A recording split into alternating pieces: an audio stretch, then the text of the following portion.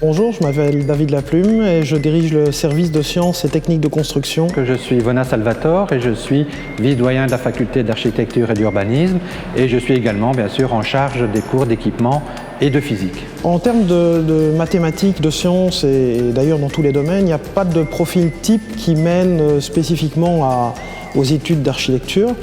On a des profils extrêmement diversifiés, donc des gens qui viennent parfois du technique, parfois d'humanité artistique, parfois de scientifique.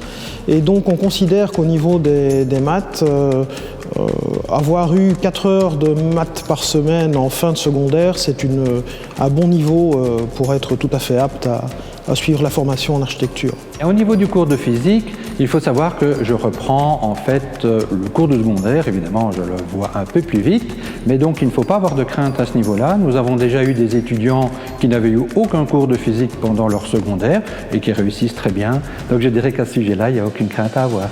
Chez les ingénieurs civils architectes, on trouvera une part plus importante de la formation consacrée aux aspects scientifiques et technologiques.